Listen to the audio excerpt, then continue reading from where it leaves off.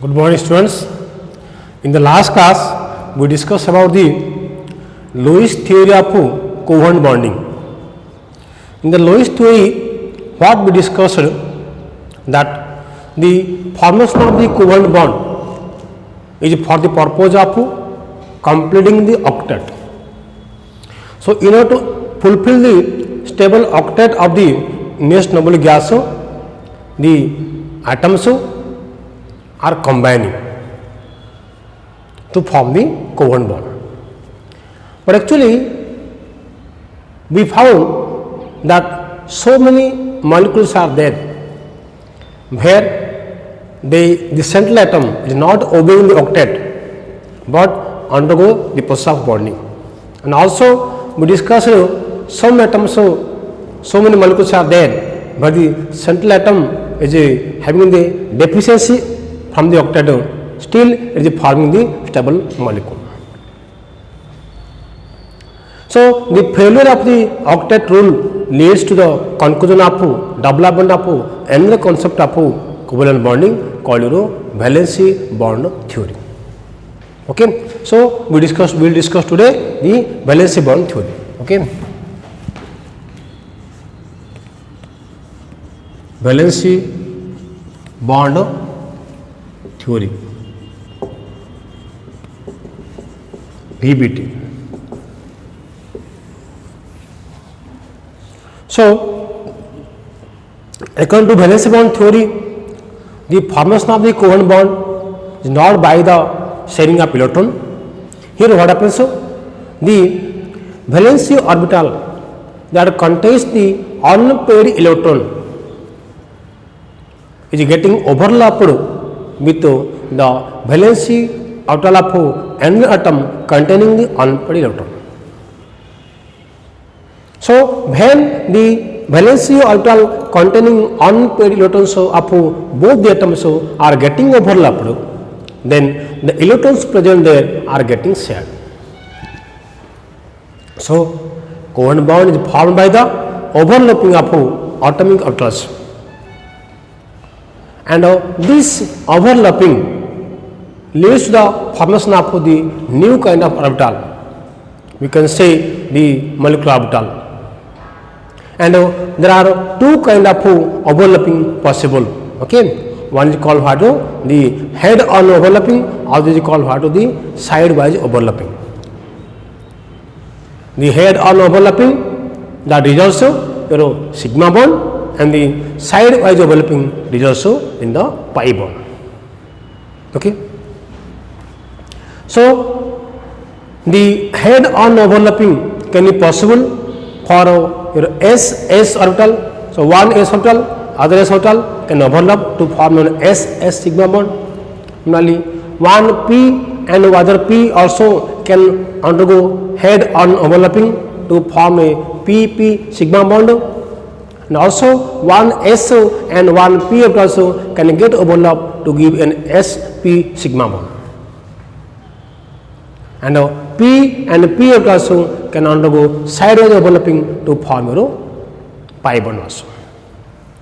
But S orbital will not undergo sidewise overlapping to form pi bond. S orbital will form only sigma bond. Okay. So, these are the postulates of the valency bond theory. Okay. See, every atom has a tendency to pair up its unpaired electron. That is what half field. You know, in an orbital there can be maximum of 2 electrons. If one electron is present there, then the orbital is unfilled or singly paired. If 2 electrons are there, then the orbital is fulfilled. Okay. So, if we have the unfilled orbital, then that unfilled or half filled orbital will combine with the opposite spin electron of the other atom. Okay. So, if we have two atoms, atom A and atom B, so atom A is having unfilled half filled orbital and atom B is also having half filled orbital, then these two orbitals will combine to form a bond called the covalent bond. Okay. So, these two orbitals will combine. As a result, the electrons will automatically get shared.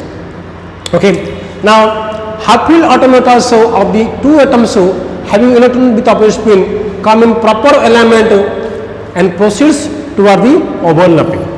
Okay, so when these half electrons are coming close to each other, they are getting overlap, and this overlapping is of two kinds. Already I have discussed. Okay, this is one is hadron overlapping, and the hadron sidewise overlapping. Okay, so the overlapping of the atomic mass of the two atoms gives you to the covalent bond. Now the overlapping is of two types: head-on overlapping. So head-on overlapping is possible in SS, PP, and also in SP. Okay, so when S orbital and NS orbitals are head-on overlapping, so we are getting what the sigma bond. Similarly, SP also can get sigma bond, and also in PP we are getting sigma bond. It's called what sigma bond. Okay, and the side-wise overlapping leads to the formation of what the pi bond. Okay, it's called pi bond. Now, greater the extent of overlapping, and strong is the bond form. Okay, and the extent of overlapping, the maximum in case of what in case of SS overlapping, and PP and SP with the head on. So in head-on overlapping, the extent is maximum. That's why the bond form becomes so strong bond. Okay, so the orbitals of overlapping is what the order of overlapping hadron S PP is less stronger than SP than SS. So SS overlapping, the extent is maximum, hence the SS bond is most strong bond. Okay. Now let us see about this sigma bond and pi bond. Okay.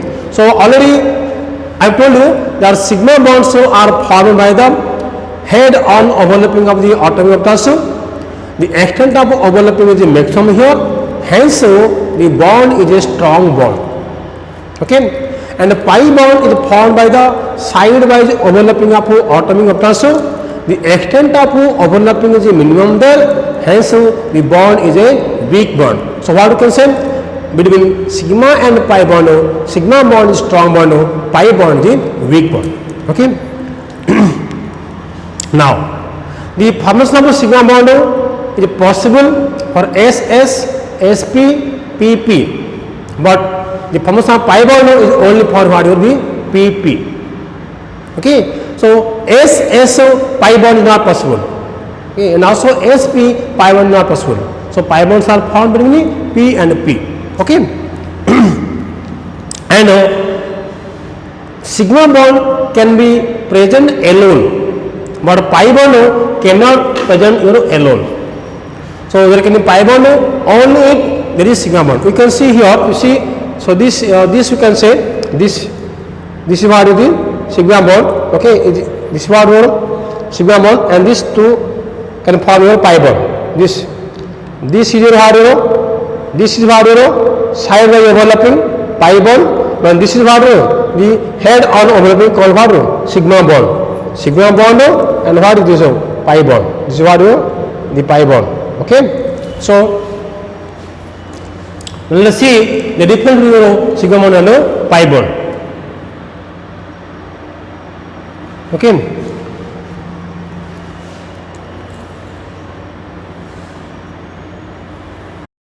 so see the difference between sigma bond and pi bond. Okay, so sigma bond formed by the head-on overlapping, pi bond formed by the sidewise overlapping. Sigma bond extent of overlapping is the maximum, extent of overlapping is minimum.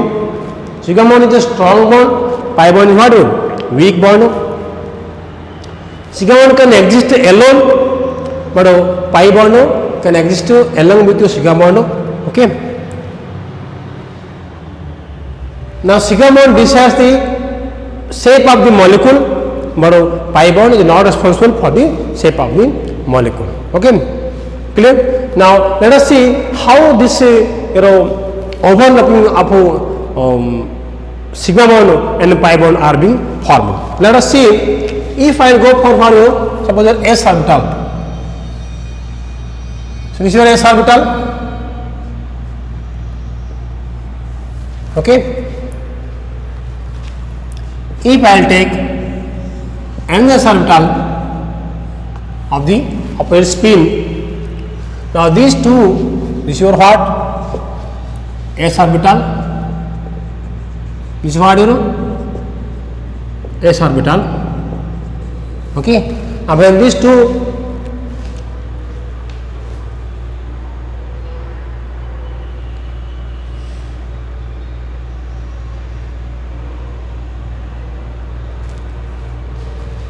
two will combine, you get what will you?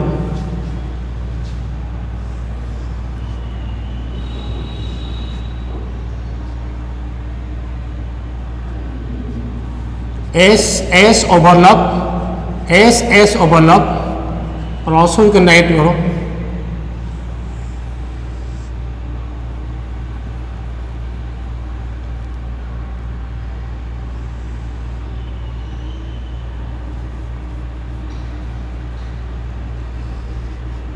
like you can write like this, SS overlap. And this is what you know, this is your sigma bond. SS, this is what you know, it is what you sigma bond. Okay. Similarly, if I go for what you know, S, okay, plus your P, S orbital, and this is what you know, P orbital, and get what you know,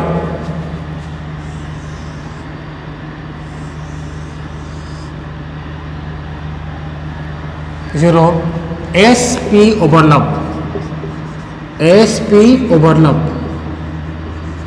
Okay. This is also what you know, sigma bond. That is what you know, head on overlapping. Head on overlapping. Okay. Similarly, I take a P orbital, P plus P, you get what you know,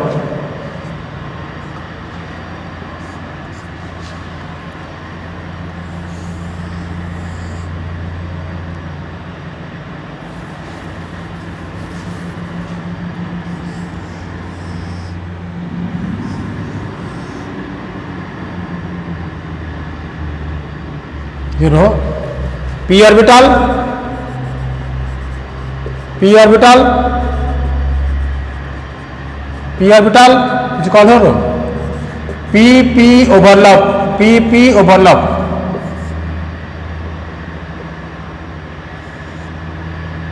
Sigma bond. Okay, PP overlap, and all these thicknesses are what will be head on overlapping. What do you know? Head on overlapping. Head on overlapping of SS orbital, giving what you know?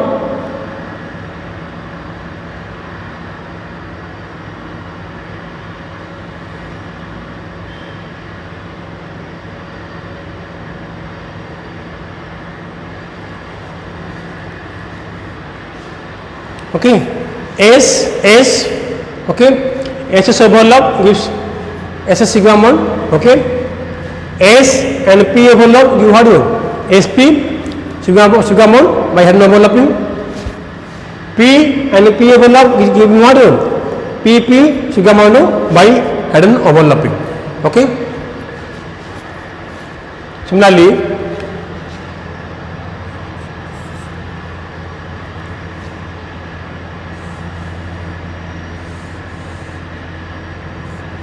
P orbital plus another P orbital by sidewise overlapping, you get what?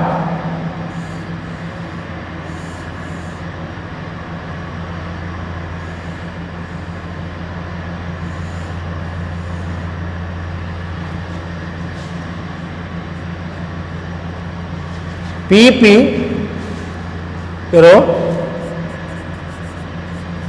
PP sidewise overlap called what? Pi bond, called what? Pi bond. Okay,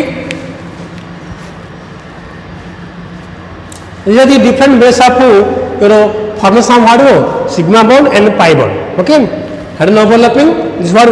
The sidewise overlapping. So in a particular molecule, so there can be only sigma bond, there can be sigma bond and pi bond, but there cannot be only pi bond, because we know pi bonds are always present along with sigma bond.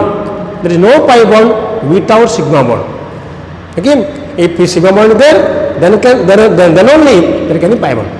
But sigma bond can exist alone, independently, but pi bond cannot exist independently. Okay, so we will have some examples of some molecules, so how these bonds are being formed. Okay, so let us discuss formation of some covalent molecules on the basis of valency bond theory. Okay, let's see.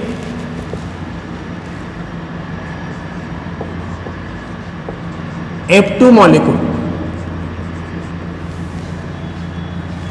What do you know?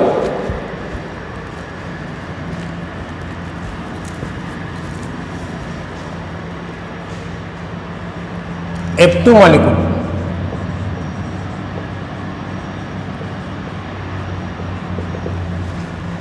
Okay. See, we know fluorine 9, 1s2, 2s2, 2px2, 2py2, 2pz1. Okay. So 1s2, 2s2, 2px2, 2py2 and 2pz1 is the electronic configuration of fluorine molecule. Okay. Now how can I represent here? 1s, 2s, 2p, 1s, 2s and 2px, 2py, 2pz, 1, 2, 3, 4, 5, 6, 7, 8 and 9. Okay. Now we have another fluorine atom, F9, what? Again 1s2, what? 2s2,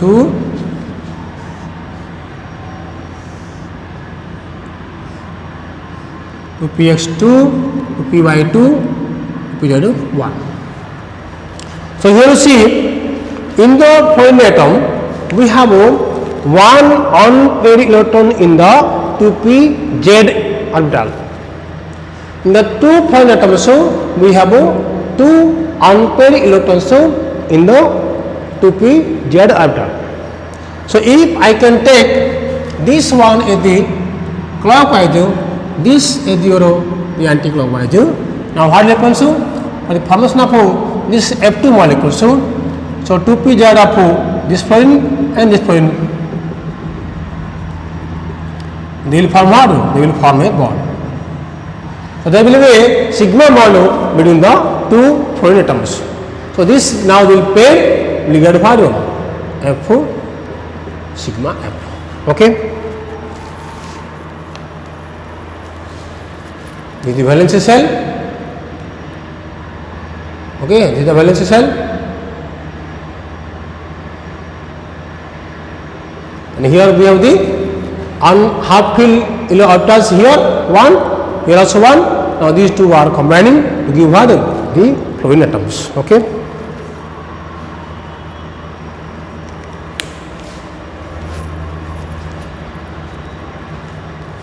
Similarly, and take N2 molecule. You see, now when these two are combining, the electron is getting paired. Okay, N2 molecule. We have N 7,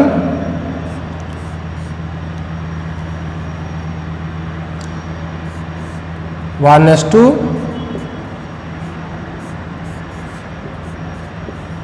2s2,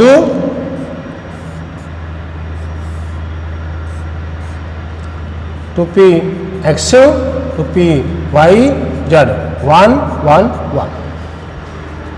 And this is the valence cell. This is the valence cell. Okay.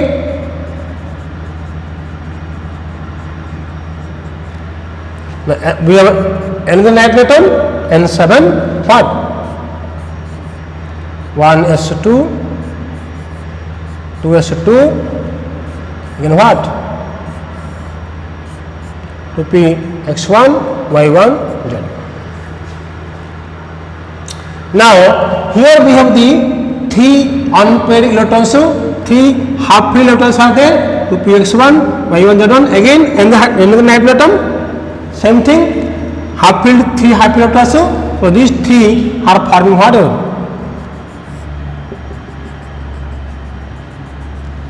The bonds. Okay, so these 2 are getting paired. I can take this what here again, clockwise, anti-clockwise.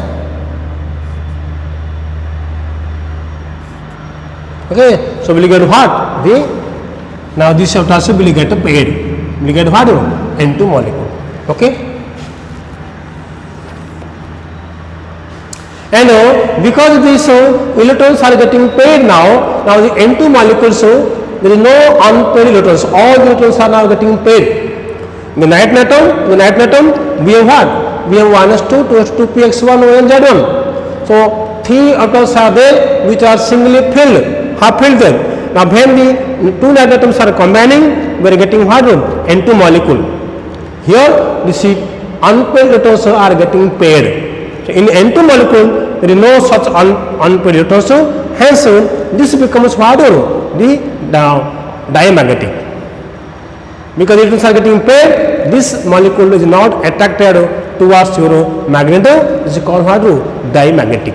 Okay. Now, HF molecule. HF molecule. Okay. F9, 1s2, 2s2, 1s, 2s, 2px, 2py, 2z. Okay. So 1s2, 2s2, 2px2, 2py2, 2z1. F. And we have H1. What is it? 1s1. Now this is the valence cell. Here is the valence cell. So these 2 are now getting paired. Okay. So when these 2 of us are getting overlapped, so we have what? We have sp sigma bond. This is what? Sp sigma bond. Sp sigma bond will form. Okay. And here what we have p sigma bond will form here. So what okay, sigma bonds are formed. Okay. So here, because in between the two atoms, 3 bonds are there. So here one will be sigma bond and other 2 will be pi bond here. Okay, because between any 2 atoms we have only 1 sigma bond. The others will be what? Pi bond. Okay. So more than 1 sigma bond between any 2 atoms is not possible. Okay. So here 1 sigma and 2 pi bonds are here. Okay.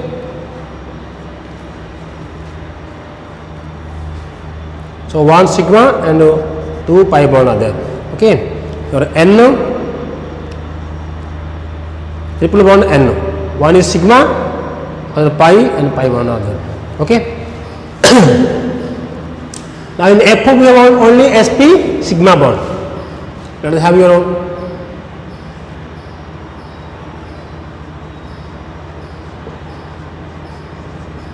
water molecule. We have HOH. Okay, oxygen 8 1:2 1:2 2:2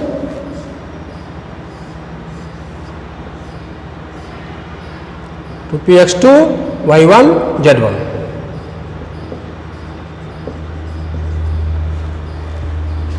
Okay, now we have two hydroatoms here.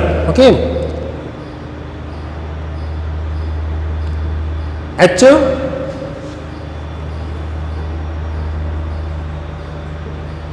1 H 1 1 is 1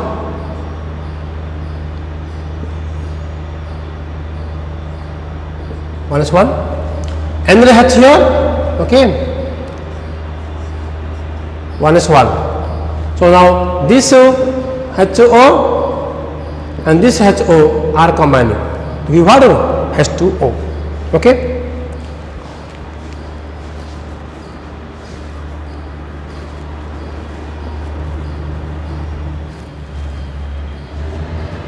let us see.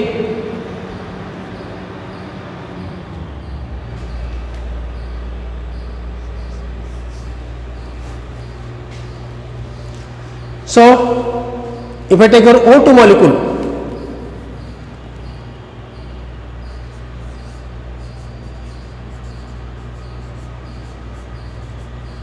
O2 molecule, see, oxygen O 8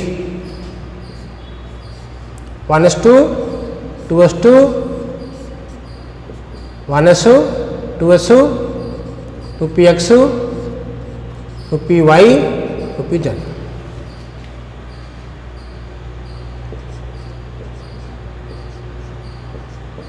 Okay, similarly we have another oxygen atom O8. What is that? 1:2 2:2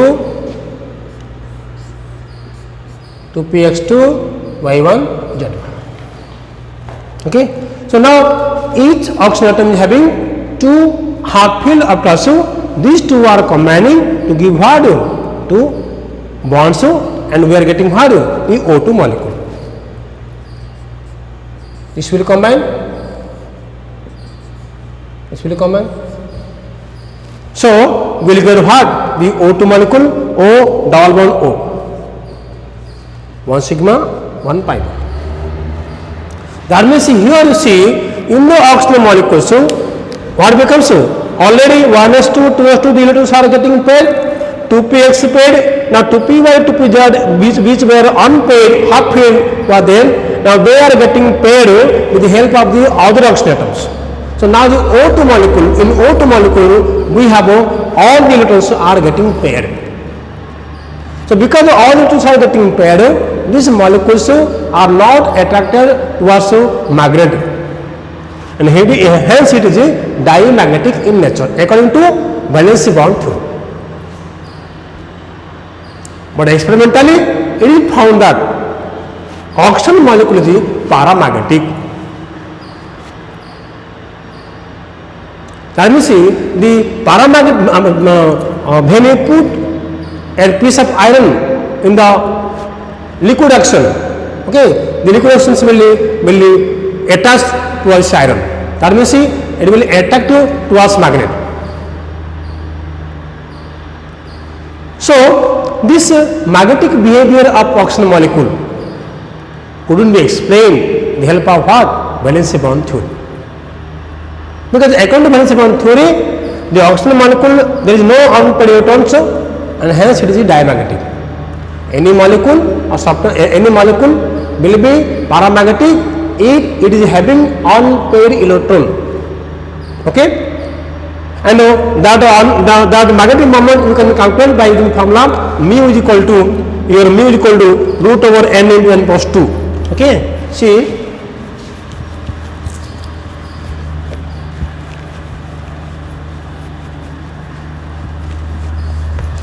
magnetic moment mu equal what horo mu equal what horo root over n into n plus 2 Bohr magneton Bm, but n equal what horo number of unpaired electron. Okay, so in valence bond theory, when we are going to explain the bonding in oxygen molecules, so we found that all the electrons are paired. That means the oxygen is diamagnetic. Okay, but actually the oxygen molecule is not diamagnetic; it is paramagnetic. Experimentally, it is paramagnetic. Okay, so oxygen molecule is diamagnetic according to VBT. Okay, this is a wrong one. This is a wrong one. Okay, experimentally OTG, but experimentally what? OTG paramagnetic. But experimentally O2 is paramagnetic.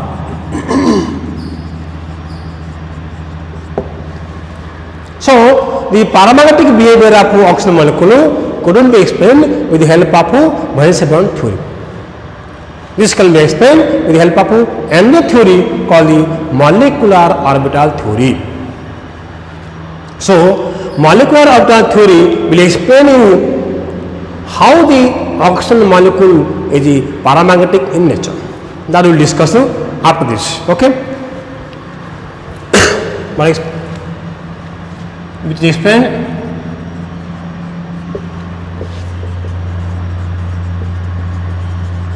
by MOT, molecular orbital theory. Now, anything there, if you proceed with the help of your valence bond theory, by say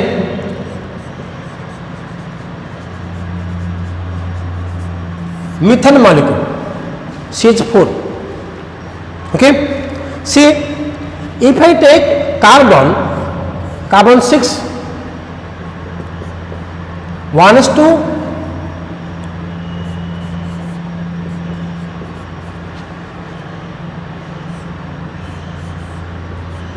2s2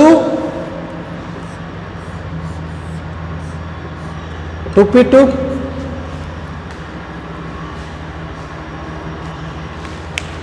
equal to carbon here 1s2 2s2 2p2 2px1 2py and 2pz. Now according to valence bond theory, the half-filled orbital of valence orbital of one atom are combined with half-filled valence orbital of another atom. Okay, now here you see carbon is having only two half-filled valence orbital. So if I take H, suppose I can have H1 1s1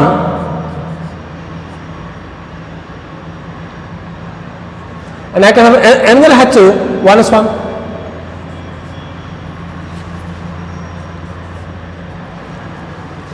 That means only two valences are available there for the carbon according to valence bond theory. So two atoms will combine, so we can have CH2.